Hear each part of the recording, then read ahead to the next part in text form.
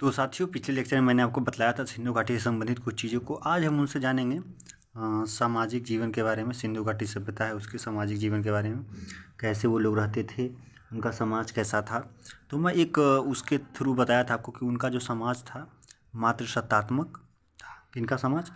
जो सिंधु घाटी सभ्यता में मात्र सत्तात्मक था। तो मात्र सत्तात्मक मतलब होने का मतलब ये हुआ कि मातृदेवी की या तो कह सकते हैं मातृदेवी, महिला, इनकी स्थिति जो थी बहुत बेहतर थी।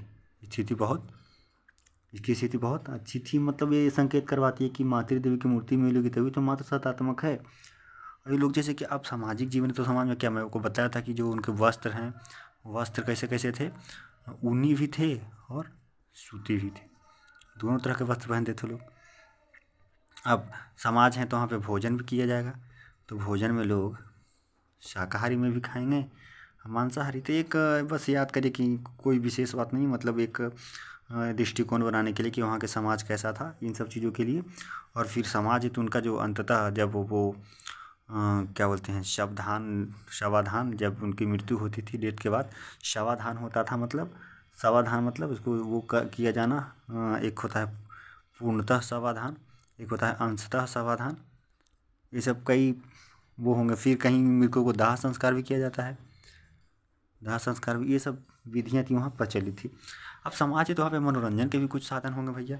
तो मनोरंजन के लिए वो लोग क्या करते थे, ये भी देख लिया जाएगा। तो मनोरंजन के लिए कहा जाता है कि वो लोग पासा एक खेल था वो खेलते थे, नृत्य करते होंगे, संगीत करते होंगे, संगीत का गाने का कार्य करते होंगे, शिकार पे जाते थे लोग। फिर जैसे जानवरों को लड़ाने का कार्य हो गया, ये बैलगाड़ी दौड़ाना, ये सब काम जितने हैं वो वहाँ पे किया करते थे, समझ गए। लेकिन ये एक बात ये सामने आ रहा है कि वो हड़प्पा वासी उसके लिए मनोरंजन के लिए रथ दौड़ और घुड़दौड़ मनोरंजन के लिए ये दोनों काम नहीं करते थे, समझ गए। ये तो उनका सामाजिक जीवन था जिसमें इन सब सारी बिंदु पर हम लोगों ने डिस्कशन किया। तो देख लेते हैं आर्थिक जीवन के बारे में। तो आर्थिक जीवन में क्या, देखो किसी भी चीज़ की आज की अगर देखें वर्तमान समय में अपने देश की अर्थव्यवस्था कैसे चलती है, तो एक तो देखते हैं कृषि पे आधारित होती है, कभी कभी सेवा लोग करते हैं, उससे भी हमारा आर्थिक पर जोर पड़ता है या जो भी हो। तो कृषि और पशुपालन दो बहुत एक अच्छी चीज़ है जिससे वहाँ की अर्थव्यवस्था को संचालित किया जाता है। मतलब पुराने ज़माने में देखेंगे तो लोग ज़्यादातर कृषि पे आश्रित थे या तो पशुपालन। आज भी जिसके घर में पशुपालन होता है, आपको पता है कि इंडिया दूध का बहुत बड़ा सप्लायर है, सप्लाई करता भी है, उपभोग भी करता है। तो पशुपालन एक बहुत बड़ा इंपॉर्टेंट चीज़ है। तो यही मैं बता रहा हूँ कि कृषि कार्य में क्या करेंगे लोग, जो उस समय उपजने लायक होगी, जो ऐसा कार्य किया जाएगा वो करेंगे। तो अब जो हमको अवशेष मिला है उन्हीं के आधार पर बात करते हैं। तो उन्होंने हड़प्पावासी जो थे, हड़प्पावासी ने सर्वप्रथम कपास का उत्पादन किया, ठीक। और इसको कपास जो था इसको लोग क्या कहते थे, सिंडन एक नाम थे, उस नाम से कपास को बुलाए थे।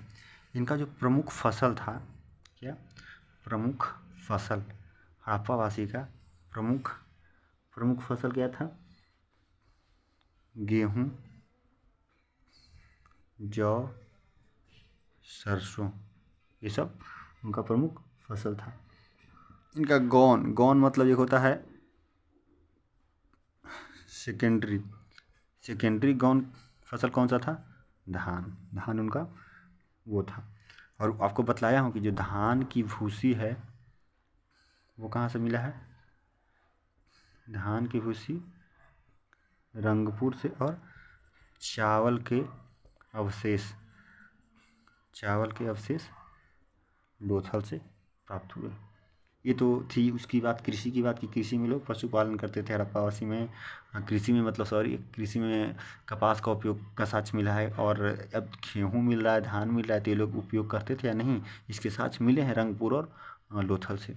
और पशुपालन में मैं आपको बतलाना चाह रहा हूँ। तो पशुपालन में लोग क्या करते थे, देखो एक तो पहले मैं बताया था कि घोड़ा उनका पालतू पशु नहीं था, ठीक। और उन्होंने मतलब पशुपालन में क्या क्या पालते होंगे मित्रों, मैं बतलाने जा रहा था पशुपालन में बतलाने रहा कि शेर के प्रमाण नहीं मिले हैं, हाथी, गेंडा, भैंसा, इन सब के मिले हैं। और एक श्रृंगी गेंडा इनके प्रमाण मिले हैं। सबसे इनका जो पूजनीय पशु था, सबसे पूजनीय पशु कुंवर वाला सांड था। क्या था? कुंवर वाला सांड इनका सबसे पूजनीय पशु था। क्या? कुंवर वाला सांड। अब देखो इसमें कुछ और तथ्य मैं बता दूँ। घोड़ा पालतू पशु नहीं वो बता दिया, लेकिन सुरकोटदा और लोथल से घोड़ा के अवशेष मिले हैं। इनके मुहर पर ऊँट, शेर, घोड़ा नहीं मिले हैं। ऊँट, शेर, घोड़ा नहीं मिले हैं, मतलब नहीं मिले हैं। इतना सारी चीज़ें हमको समझना है। तो ये पशुपालन में था कि कौन कौन सारी चीज़ें थी, कौन कौन सी चीज़ नहीं थी। ये सब के सब किस पे आधारित है? एक साक्ष्य के आधार पर, जिसको उत्खनन के माध्यम से हम लोग ने प्राप्त किया। इसके बाद हम लोग देखते हैं इनका जो व्यापार होता था, क्योंकि आर्थिक में व्यापार बहुत जरूरी चीज़ है। व्यापार के बारे में अध्ययन करते हैं। व्यापार देखो आज के समय में व्यापार कैसे कैसे होता है, या तो देख उस समय के पहले देख रहे थे स्थल और जल मार्ग से। स्थल जल मार्ग से कैसे होता था? जो जल मार्ग से होता था वो तो लोथल बंदरगाह से होता था। कहाँ से? लोथल बंदरगाह से, और मेसोपोटामिया के साथ ही वो होता था। ठीक, समझ में आ गया चीज़ें आपको। और व्यापार में देखा जाए तो ये तो बस इतना मैं आपको बतलाने चल रहा था इसमें कि व्यापार में स्थल प्लस जल, और जल में लोथल मार्ग से होता था। ठीक, इनकी जो माप तौल की इकाई थी, माप तौल की इकाई वो 16 थी। माप तौल की इकाई क्या थी? 16। ठीक, अब देखो एक चीज़ है जिसको मैं लिख रहा हूँ आपको, आप बताइएगा कि क्या मैं बतलाने जा रहा हूँ। एक अभिलेख है, उसमें लिखा गया है अक्कद के शासक। क्या? अक्कद के शासक सरगौन। अक्कद के शासक सरगौन। अक्कर के शासक सरगौन वो क्या थे, मतलब क्या करते थे? दिलमन, ये एक गहराई वाली बात है। दिलमन, माकन, दिलमन, माकन, मकरान। दिलमन, माकन, मकरान। दिलमन माकन को इसको बोलते हैं मकरान तट, मकरान तट। दिलमन को बहरीन द्वीप, और एक तीसरा उसका नाम है मेलूहा। मेलूहा, मेलूहा जिसको हड़प्पा बोलते हैं। यहाँ पे ये लंगर डालते थे, लंगर डालते थे। एक अभिलेख में लिखा गया कि अक्कद के शासक सरगौन, दिलमन, माकन, मेलूहा इन सब तटों पे लंगर डालते थे। समझ में आ गया चीज़? लंगर मतलब वही जहाजी बेड़ा को लाना और वहीं पे रुकना, ये सब चीज़ें लंगर का काम उसको बोलते हैं। तो आप समझ चुके होंगे। अब देखते हैं कि जो इम्पोर्टेंट वस्तु थी आयात होने वाली वो क्या क्या थी? तांबा, सोना, चांदी, नीलम, लाजवर्द, सेलखड़ी। तांबा, सोना, चांदी, नीलम, लाजवर्द, सेलखड़ी, ये सब। अब इसको देख लेते हैं कौन कौन स्टेट या कौन कौन क्षेत्र से ये होते थे। तो जो तांबा जो होता था ये राजस्थान से होता था। ठीक, सोना जो होता था वो कर्नाटका से उसका वो किया जाता था निर्यात, और मतलब आयात। चांदी ईरान से। नीलम लाजवर्द वदखसा जिसको बोलते हैं अफ़गानिस्तान से। नीलम लाजवर्द यहीं से, और फिर सेलखड़ी बलूचिस्तान से। ये चीज़ें जो थी यहाँ से, इन क्षेत्रों से। तांबा राजस्थान से, सोना कर्नाटका से, चांदी ईरान से, नीलम लाजवर्द वदखसा से, और सेलखड़ी बलूचिस्तान से।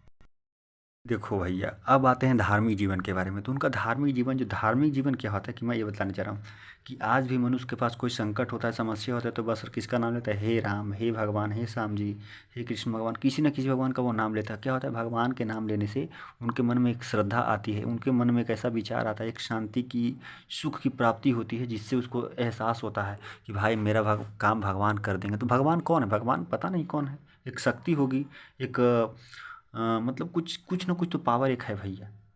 तभी तो भगवान के नाम लेने से बोलते कि ये भगवान हमारे बच्चा का नौकरी लग जाता, हे भगवान हमारा ये काम हो जात। तो क्यों उस पर एक हम लोग बता रहे हैं कि वो आदमी हमारे लिए कुछ कर सकता है, भगवान है। अब इसमें विशेष टिप्पणी में क्या, मुझे तो कुछ पता नहीं है इन सब चीज़ों के बारे में। तो उनके जो IVC इंडस वैली सिविलाइजेशन के लोग जो थे, धार्मिक जीवन के बारे में वो लोग किसकी किसकी पूजा करते थे, तो पूजा में वो लोग करते थे प्रकृति की। प्रकृति क्या होती है, जल अग्नि, ये प्रकृति है। वृक्ष पूजा भी करते थे, स्वास्तिक चिन्ह का भी प्रमाण था, नाग का भी पूजा करते थे, वृक्ष का पूजा करते थे, ये सब चीज़ें वहाँ पे पूजे जाते थे। और जो उनका विश्वास था, तंत्र मंत्र में था, जादू टोना में था, आत्मा में था, भूत प्रेत में था, ये सब उनका विश्वास था। और मंदिर वहाँ पे नहीं मिले हैं, लेकिन मातृ देवी की पूजा होती थी, पशुपति शिव की पूजा होती थी और आदि शिव की पूजा होती थी। इन सब देवी देवताओं की पूजा की जाती थी। तो उनका एक तरीके से देखा जाए कि धार्मिक जीवन के बारे में हम लोग ने अध्ययन किया। अब हम लोग लास्टतः अंततः देखेंगे कि इतनी बड़ी सभ्यता जिसका कैसे आखिर विनाश हो गया, क्या रीजन था इसके विनाश के पीछे। अब भैया मैं आपको बतलाने चाह रहा हूँ कि इसका सिंधु घाटी सभ्यता, इसका पतन कैसे हुआ। तो मैंने आपको शुरू में ही बतलाया था कि कोई भी घाटी सभ्यता है जिसके जो भी स्थल मिले हैं वो कोई ना कोई नदी के किनारे बसा है। तो वो अपने अपने विद्वानों ने तर्क देना शुरू कर दिया कि भैया ये एक तो पहले बहुत ज़्यादा ये वाला हुआ कि बाह्य आक्रमण मतलब जो वैदिक काल वाले आए उन्होंने ऐसे मतलब ऐसा इनका कहना है कि वो यहाँ पे हमला की, उसके बाद वो हो गया, इनका ख़त्म हो गया। या तो फिर बोलते हैं बाढ़ से हो गया, या तो बोलते हैं सुखाड़ आ गया होगा, या तो जलवायु परिवर्तन हुआ होगा। मतलब अपना अपना तर्क सब लोग दे रहे हैं, ठीक। जलवायु परिवर्तन हुआ होगा, या तो भू तात्विक चीज़ें हुई होगी, फिर वही अर्थक्वेक आया होगा, अर्थक्वेक, जनसंख्या वृद्धि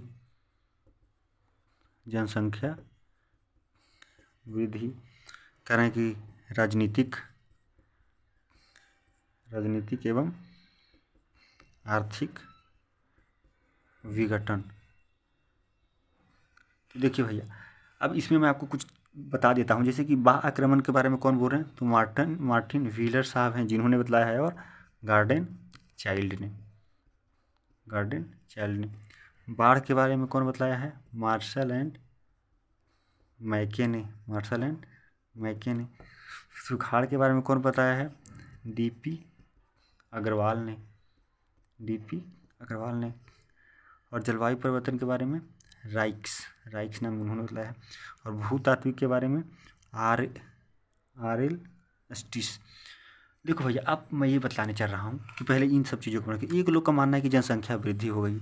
मान लिया कि 100 लोग हैं, अचानक से इनका प्रजनन होते होते इनकी संख्या 1000 हो गई। तो सीमित संसाधन थे, सीमित संसाधनों पर अत्यधिक दोहन होने लगा। अब जनसंख्या बढ़ी तो अत्यधिक दोहन होने लगा। इनका मतलब तर्क दे रहे हैं कि ऐसे जनसंख्या वृद्धि भी होगा, लेकिन भैया अब संसाधन सीमित है तो लोग आए तो लोग काम भी तो करते होंगे। बट एक दिए हैं कि जनसंख्या वृद्धि के कारण भी हो गया, यही एक रीज़न होगा। और फिर देखो इसमें क्या है, पतन में भी जैसे कि इनका डेट को लेके मैं बताया हूँ कि 2300 से लेके 1700 तो भी कहीं को आपको मिलेगा, 2350 से कहीं 1750। तो ये क्या है, कॉन्ट्राडिक्शन है, एक फिक्स नहीं। मतलब इतना में आपको मान के चलना है कि इतना इसका डेट है, समझे, इतना है। तो अब देखो कोई लोग बोल रहे हैं कि बाह्य आक्रमण मतलब जो सिंधु घाटी सभ्यता का विनाश किए वो बाह्य आक्रमण से किए, क्योंकि जिनके जो स्थल वो मिले हैं, हड्डियाँ मिली हैं, उस पर कुछ निशान मिले हैं जो कि इनके मसल्स मतलब वो क्या बोलते हैं, मस्तिष्क की जो हड्डियाँ हैं अंदर, मतलब अंदर तक वो गहरे चोट का निशान है, ऐसा उनका कहना है। या बाढ़ आ गया होगा, इतने नदी के किनारे हैं तो बाढ़ आ गया होगा, तो सुखाड़ हो गया होगा, जलवायु परिवर्तन हो गया होगा, भूतात्विक स्थिति ऐसी होगी, या तो भूकंप आया होगा, राजनीतिक एवं आर्थिक विघटन। सिंधु घाटी सभ्यता में राजनीति के बारे में उतना कोई विशेष चर्चा मिलती नहीं है, बस वो थोड़ा सा मिलता है कभी कभी कि शासक वर्ग होते थे, नहाने के लिए स्नानागार है वो जो ऐसा बनाया गया है तो वो शासक वर्ग ही नहाते होंगे, इधर निम्न वर्ग के लिए अलग होगा, मतलब ऐसा एक वो है। लेकिन राजनीति के बारे में पता नहीं, उतना स्पष्टता जानकारी मिली नहीं है। आर्थिक विघटन में ये भी कह सकते हैं कि कोई भी है तो आर्थिक विघटन उसका हो भी सकता है, कोई भी राज्य है। तो ये सब पतन के कारणों में शामिल किए गए हैं। तो मैं आशा करता हूँ कि आप सिंधु घाटी सभ्यता से रिलेटेड जो भी टॉपिक है उसमें आप आने वाले एग्ज़ाम में जब बैठें तो आपसे सवाल मतलब एक विचारधारा उत्पन्न हो अंदर से, लेकिन ये कोई भी गारंटी नहीं दे सकता कि ये मेरे लेक्चर से या यहाँ से सवाल फंसेंगे। इसके अलावा आप कितना मेहनत करते हैं वो पे डिपेंड करता है। और ये ज़रूरी है कि आप पढ़ें अच्छे से, तो मैं इसी तरीके से आगे आने वाले लेक्चर में पहले एंशिएंट हिस्ट्री, फिर धीरे धीरे हिस्ट्री की पार्ट को मैं पूरे तरीके से मॉडर्न हिस्ट्री तक अपना सफ़र चलेगा लंबा, और उसको कंप्लीट करूँगा। तो बने रहिए तब तक के लिए। धन्यवाद। मिलते हैं फिर।